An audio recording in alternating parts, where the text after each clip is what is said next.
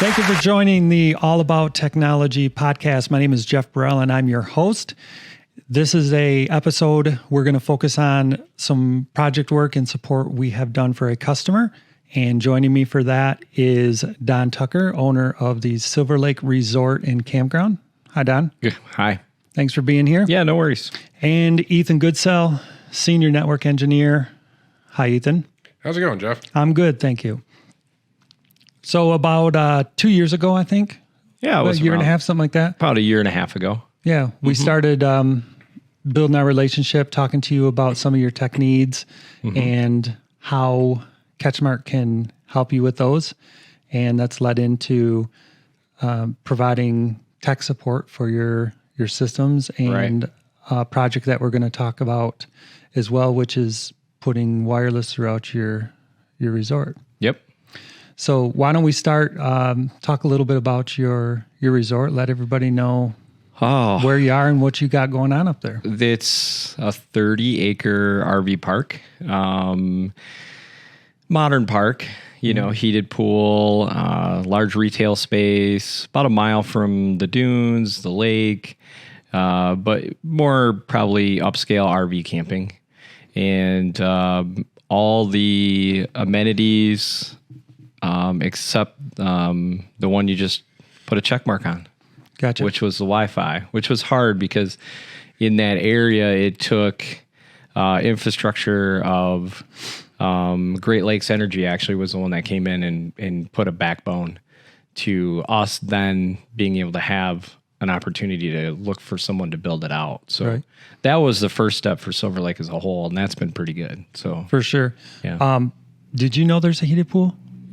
Actually, I didn't know the pool was heated. Do you swim? So Usually lakes. Do you take off the winter hat or? Do you... every once in a great while, I have been seen without. He puts a swim cap over the top of it.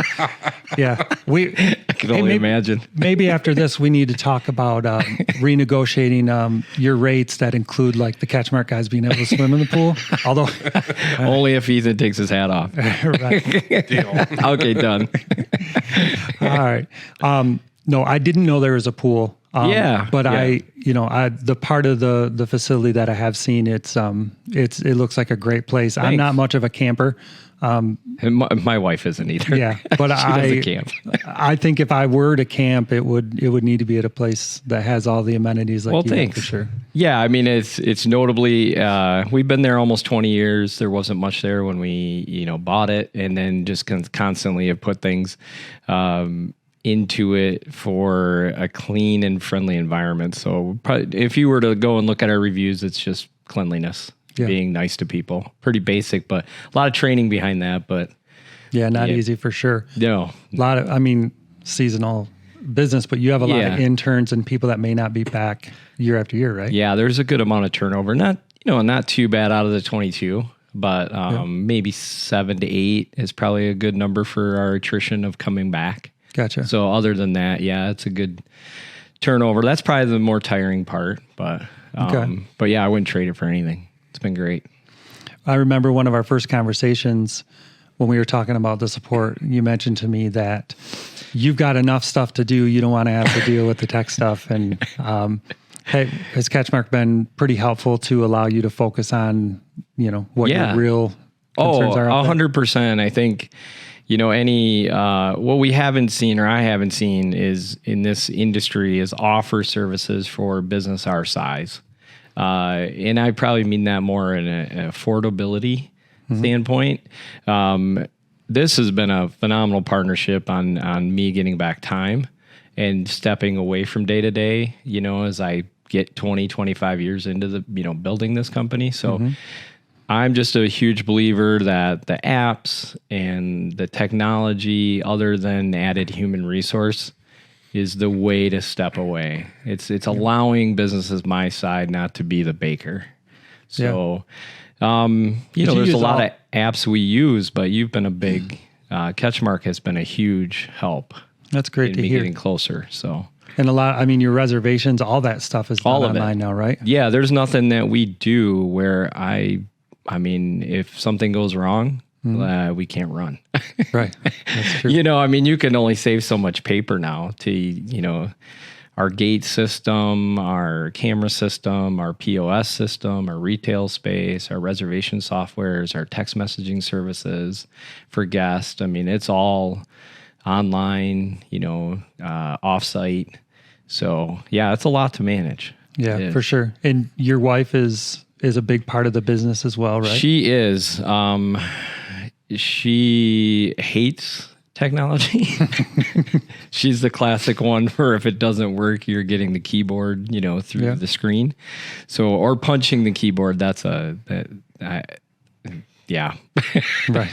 It doesn't go well. I haven't had to call Ethan yet so, on that regard, but no, they've been happy too. We have a manager at the front desk, and I'm dangerous enough to probably make it worse, on fixes.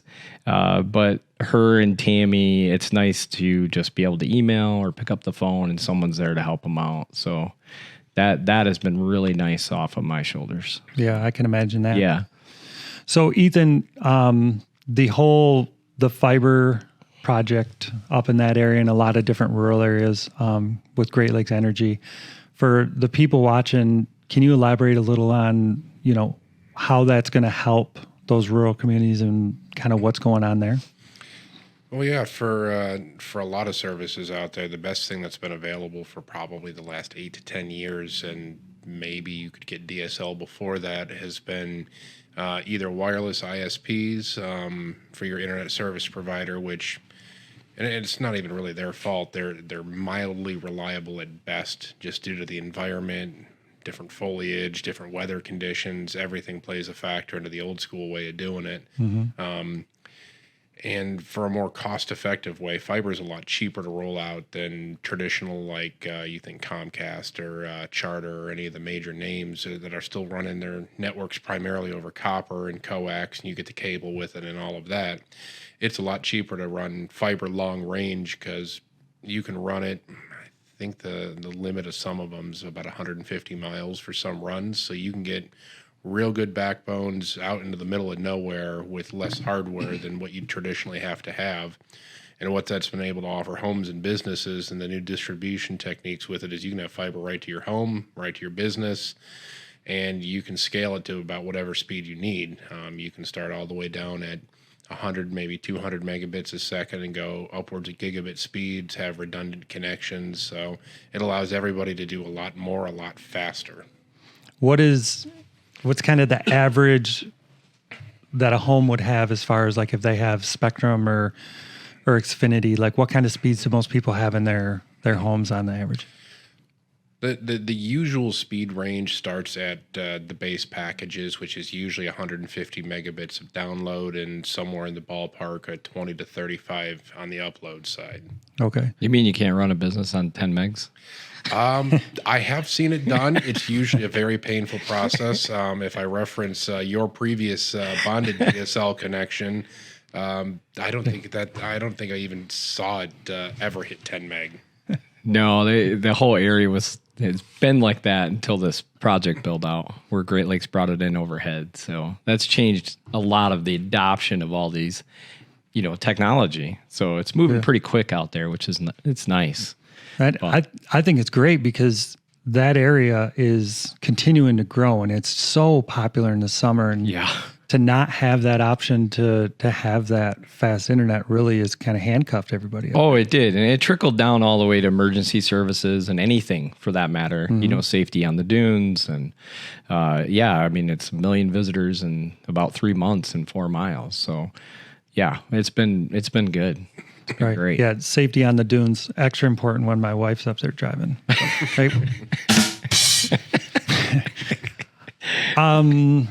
Let's see. So let's talk a little bit about your big project that we helped you with, with wireless throughout. Yeah. So once Great Lakes, I got on board with them, signed a dedicated fiber connection into the building.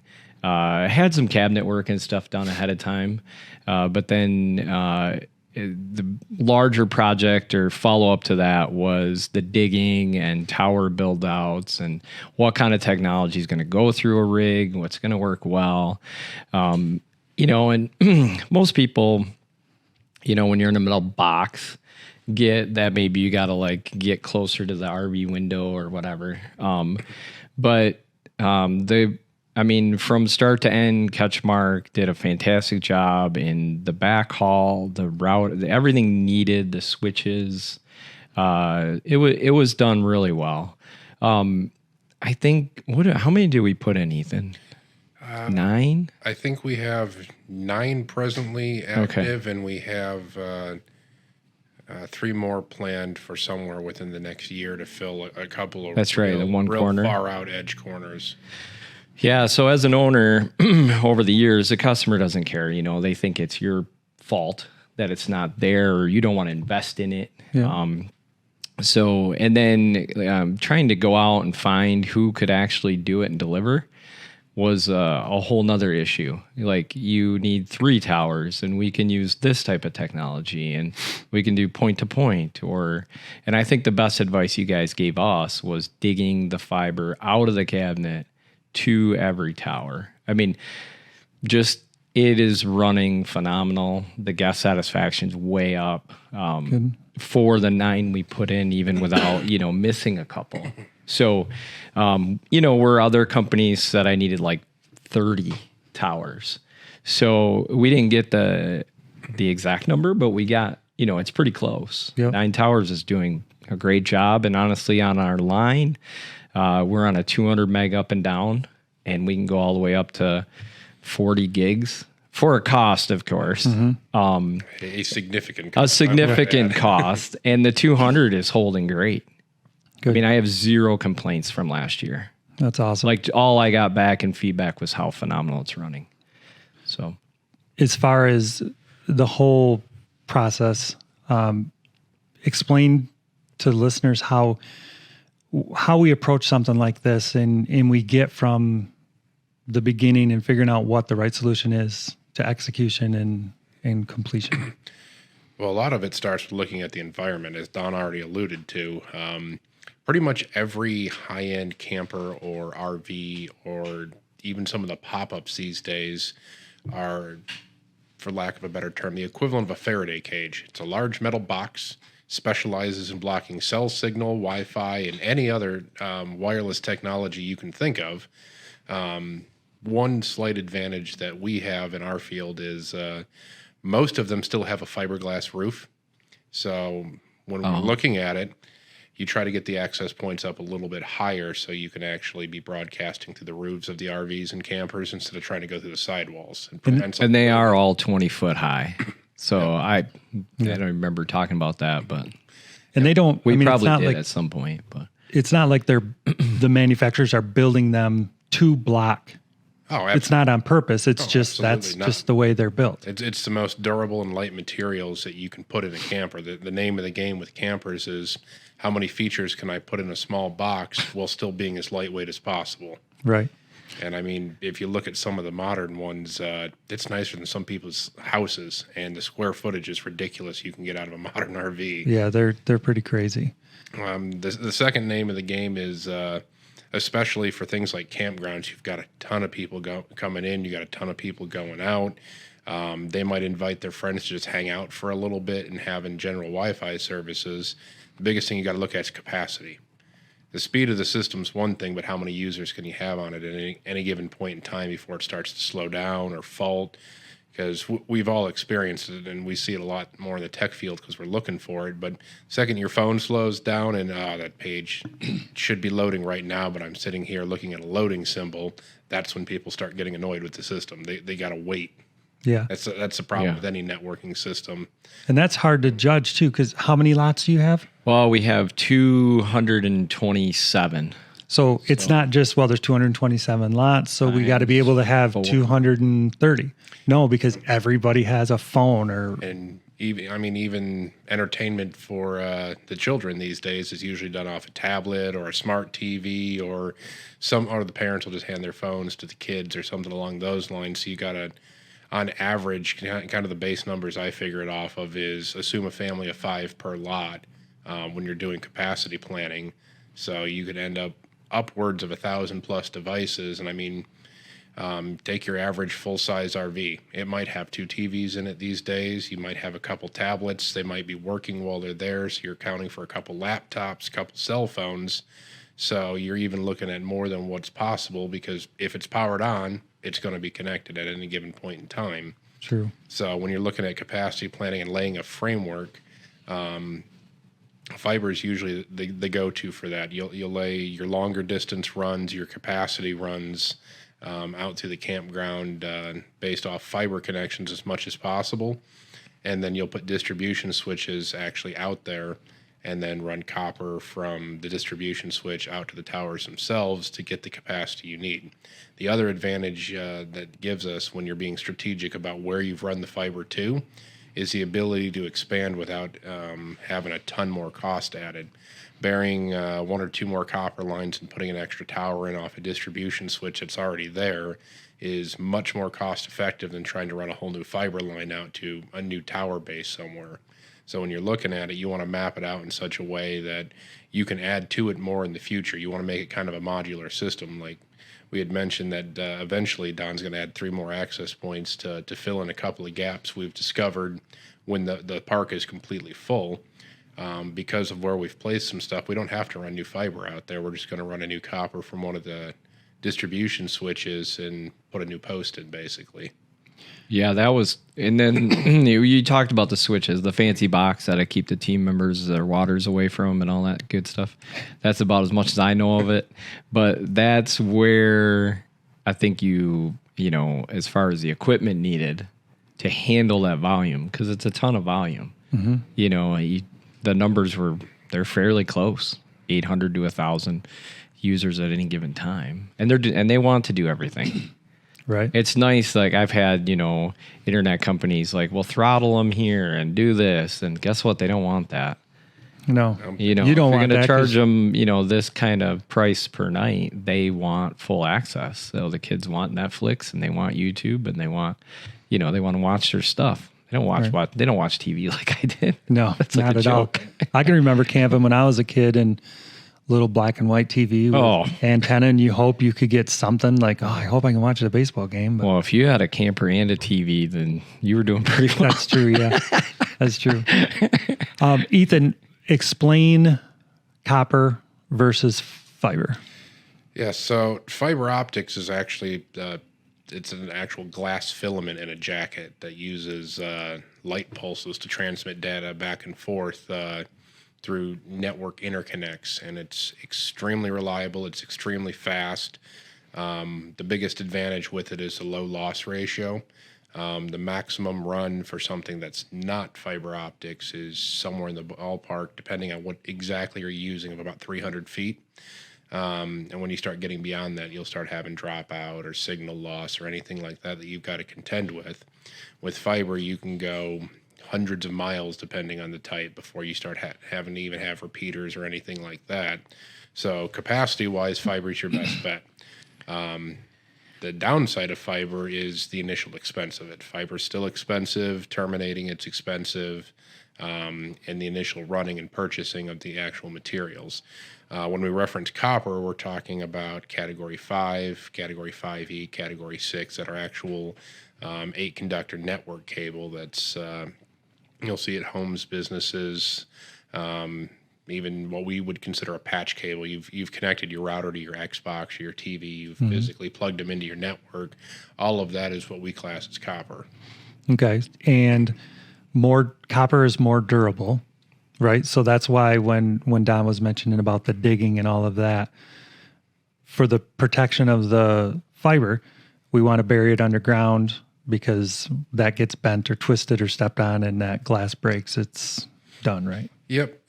Generally with fiber, you have a couple ways you can look at it. You can put it in conduit. You can use some more expensive armored fiber, which is direct burial, or you can do a combination of the above. When it comes to direct burial copper, take the line, throw it in the ground, doesn't really matter the depth. It's going to be more durable. You can twist and kink it to a degree. It's not going to break like a fiber cable would. But as with any cables, I mean, you want to avoid bending and kinking and twisting and yanking on them as much as possible.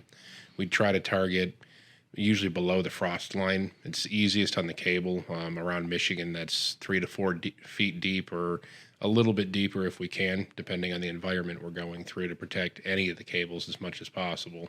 Okay. So then if I understand this right, we used both because the copper's less expensive, and on the shorter runs where we could use it, we went that route. Yep. The other reason that we did that is access points. Most of them, you don't run fiber to them directly. You'll have a copper handoff. So what we have out there is at the junction points in the fiber at strategic locations throughout the campground, there's actually a switch within the fiber pedestal. So we're using that switch for a couple of different things. Firstly, we're taking our fiber connection and we're using the switch to multiply it out for an easy to understand way.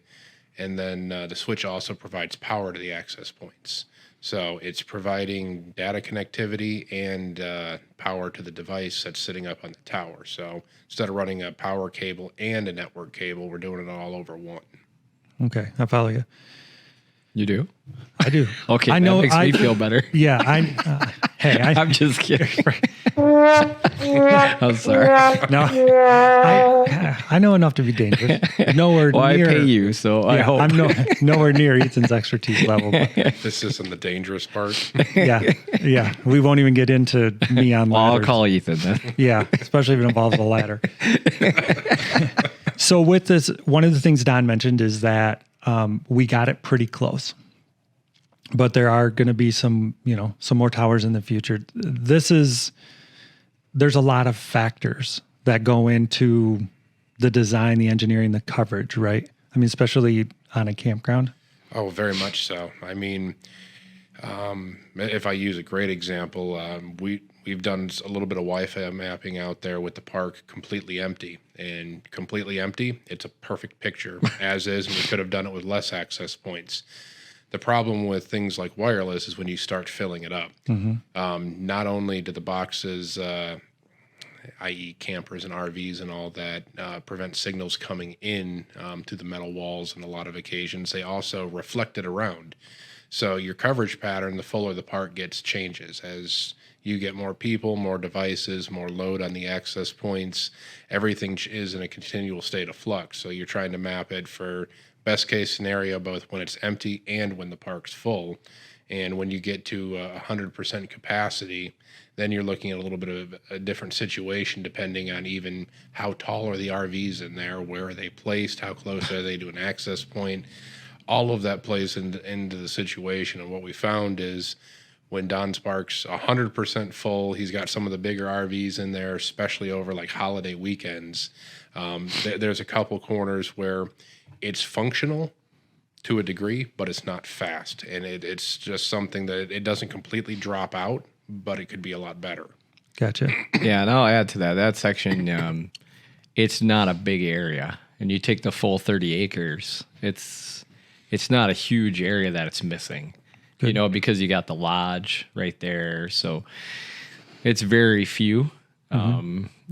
It probably still needs to be done, but as far as people being happy, that's what I cared about the most. The amount of traffic the last 5 years coming in, like the internet, I got to do this. Like it just, my wife's like, I don't care what it costs. I'm like, well, I kind of do. Right. Right. Well, so when you say expensive, there's a lot of projects we've done out there to build that park.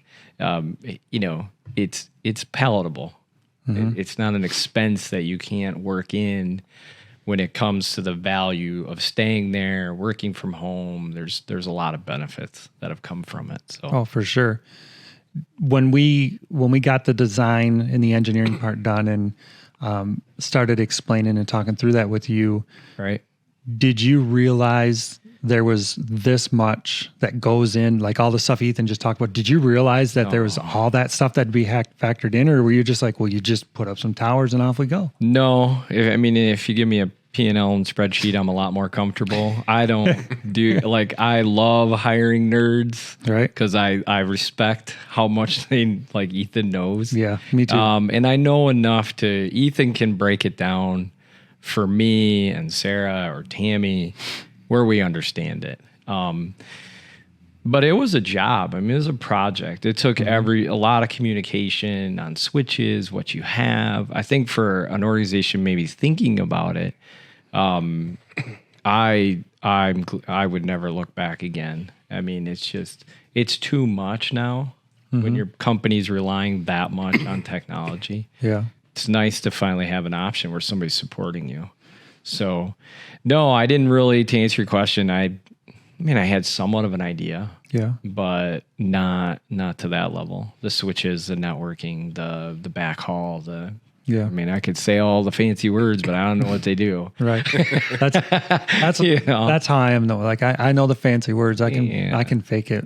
Yeah, when Ethan's around, it doesn't get far. But so we got it all laid out, engineered, threw the price tag at Don, and after we picked him up off the floor and brought him conscious again, it wasn't that bad. Started going through it and got it installed, and there were some minor issues that we had to get some things fine tuned. And again, Ethan has a great tool set to allow us to see those things and see where those points were at and straighten some things out. Yeah, I think one of the biggest things to consider, especially on projects of this scale, is it's not an overnight process. We spent a whole summer fine-tuning this. You find bits and pieces here in putting up the towers, putting in the infrastructure is one thing. The part that gets a little more difficult is the actual network engineering on the backside of it that allows you to use a lower speed fiber connection and be able to use quality of service to share it out, make sure everybody gets their fair share of bandwidth, nobody can hog it. And especially for a business grade network, we also got to consider the security of it. The campground wireless is isolated from what runs the office. They're on different network layers. We've got different security settings. Anybody on the camp network can't get anywhere near the network of what's going on in the store, where they've got their accounting and everything else that's laying there. And we did have to deploy a few extra tools to actually look at the traffic in real time for about a month and a half period, so we could balance all the access points out, make sure that everybody was using their fair share. And at the same time, we got to make sure that Don's storefront doesn't slow down. As much as people may be annoyed about having a Wi-Fi slow down, having it take longer for somebody to check in annoys them far more than that. Yeah, true. Well, and that is the thing with a project like that. It's a process because people are super impatient. I mean, and I am on vacation. I mean, my kids are they're not as addicted to it, so that's kind of nice. But there are a lot of families if it's down, we know.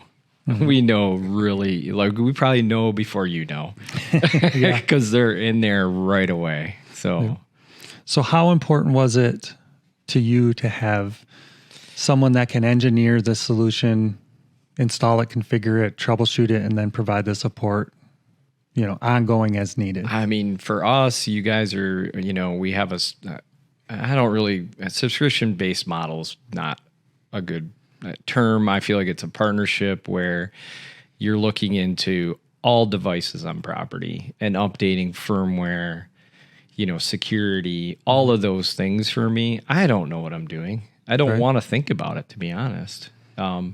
So to me, and I would say the same for Sarah and our team, like there's just less to worry about. Yeah. There's somebody like Ethan and other support team with Ethan that can figure it out. Yeah. And I think the remote login situation is extremely helpful because most of that stuff can be fixed pretty quick. Yeah. We can't be down anymore. You can't, you have 10 weeks of business and you can't be down. That's what your main season is like 10 weeks? I think it's more like 6 weeks now, but in terms of probably top line revenue. Yeah. But you got some shoulder holidays in there and maybe a couple of events, but yeah, I mean, it's gotten shorter and people have gotten more impatient. None of us can, so check in, to Ethan's point, is spot on. You spend another 2 minutes to check in, like, right. They're like, let's go. Yeah, I got to go like, to the bathroom. The kids want the Netflix. Like, let's go. We got to get Right. the kids out of the truck and out of the campers. Yeah. To bed. It's amazing to me. And I get it. We're all super busy. Like, just add an extra day. Yeah, and obviously that benefits me to say that. Sure. But just add a Sunday and drive home at like 7, 6. There's not as many of that, but there's still a lot of like just weekend warriors. Like, can you imagine getting there Friday at 5 and out, Sunday at noon? Like that's why they're in a hurry. Yeah. Like, When you mentioned that, when we talked last week or 2 weeks ago, that with the wireless in place now, you're starting to see those extra days added on more, right? Because people can work on Monday. Yeah, we figured that might be an ancillary thing to investing in this. When you say the expense, I actually look at, Sarah and I both look at it as an investment. The remote work is just it's not changing. It's here to stay. Yep. I know there's a lot of, larger companies with a lot of larger space are going to fight that. But the generation before me and before you are they're just not going to bend. No. They're going to want to be home on certain days, or they're going to, whether they're being honest or transparent, I don't really care. But if they're in the campground working, and then we had feedback from that last summer that people were able to log in to their intranet or whatever they call it now at work and do pretty much everything they need to do to carry out team meetings and everything. So they'll add a Sunday then, or they might add a Monday. So, it's changed. For sure. And that's great. It's great. So I see the investment part of it as opposed to, well, people don't need it. They're camping. Why do you need it? Camping's got to come up to speed with what people want. I mean, the market's telling you, no, I don't care. I'm camping. I want it. Right. Like I said, my wife specifically was like, don't care what it costs. Get it put in. And I was like, whoa. I can't tell them that. Right. I know you know a lot of the business owners up in that area. Yeah. The other campgrounds, I mean, is it getting to the point where most of them have it, or is it still just a few, or where do you think that's at? I think it's pulling back on it being an investment as opposed to like just a huge added expense. Being able to look at it. So I feel like it's probably split. There's probably a few of us. In terms of where Silver Lake's a little unique is there's at least 7 to 8 parks, the state park, but then like 7 private parks. It's one of the highest, concentration of campgrounds in a 4-mile stretch, I think, that I've been able to find in the state. I believe that. So there's a lot of camping there. And I would say there's only probably 2 of us, that are, full in on a Wi-Fi experience that's, you can do whatever you want. Right. So Sounds like there's some campgrounds we need to talk to about that. Maybe just a few of them. Yeah. Well, no, they really do, because they're just going to be fighting it is not a win-win for them. Customers are not gonna deal with it. And I mean, the other thing worth considering, I've heard a number of people say it over the years, well, just bring a hotspot with you. One of the problems in the Silver Lake area that I actually personally like about it is there's no cell service anywhere. It doesn't matter what carrier you have, AT&T, Verizon, T-Mobile, any of them.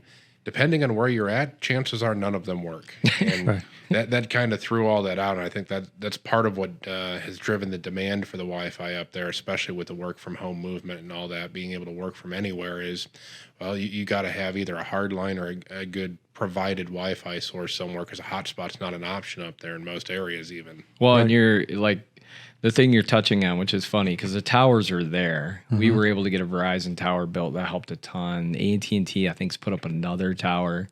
So it works. It works until you jam, 500,000 people into, a few weeks. It just overloads everything. It just overloads it. Those towers can't handle the volume, because my phone will work great on Thursday. It won't work on Saturday. Right. Yeah. All the people up on top of Test Hill. Yeah. How do I not have signal? Yeah. Yeah. It's Instagram worthy, man. Got to post it. So, Yeah, that's true. mm-hmm. So I guess my last question is for Ethan. My last question for Ethan is, this was a large project. I think you would say it was a fun project. What do you feel was the biggest challenge out of this project? Probably the fine tuning side of it. Fine tuning a network with a coverage of that size takes a lot of patience. Initially, it took literally a lot of legwork walking around the park, and until Don was kind enough to lend me a golf cart to drive around with for a while and do some mapping. We have a few. That cut down on quite a bit of time for it, but It's not just like when you go to the eye doctor, which looks better, A or B? A or B? Like, it's not that easy to fine tune a network? Not at all. Sometimes you could spend 2 or 3 days finding a problem spot in it, and it might not even be what you thought it was. For Don's summertime, we actually installed an advanced monitoring appliance that we can get alerts from directly, but it actually watches the network traffic flowing through the access points, all of the switches, all of the distribution equipment in real time, and we had to sit down and look through it for a couple weeks at a time to be able to find a couple of our initial slowdown and trouble spots. And once we got past those, we've got what I would consider an excellent baseline for a good performing network now. The other thing with networks like this, the initial rollout's a challenging part because you got to watch where you dig holes. I was gonna interject with Right. the hardest part for me is someone where you come in, because we did sleeve a lot of things for for the roads in conduit. But the build out, I mean, you have to be okay with the mess at first and then clean it, which you guys were great, but there's still like top dirt, it's a campground. So Yeah. you're digging through all that to get the towers where you need them. So you just have to be patient. But Yep. All right. yeah. So last question, Don. What do you think is the biggest advantage of working with CatchMark on this project? Well, I'll probably answer that 2 ways. So the project specifically, Ethan's point about how to handle that volume. That to me is every company I spoke with or any IT person had their idea of how to get the best the point-to-point aspect through the rig, through the trees, all of that was, can you handle the traffic? I mean, I never did it because we never had a provider that could give us 200 up and down, unshared. We operated on a DSL line at 10 megs, and our customers did not care. Right. They don't do the nerd speak for one, and secondly, they just didn't trust me that I was telling the truth. I'm like, I'm telling the truth. I have 10 megs to run this whole company. So number one, that's what it is for me. The switches, the cabinets, that's way beyond my pay grade. So that's been super helpful. And that was directly related to the guest experience. That's got to work. I was never going to advertise it until it did work, or fully go in until it's like consistently working. Yeah, because once you my name's on it. Once you say, "Hey, we have internet," yeah, they come at you with pitchforks and all, man. Like, internet's a big deal, right? So you guys solved that. That to me that's 20 years of headache. So that was nice. That's great. The follow up to that is just the monthly check in of updating all that stuff. All of those switches have to be updated. All the firmware of all the towers, like all those devices.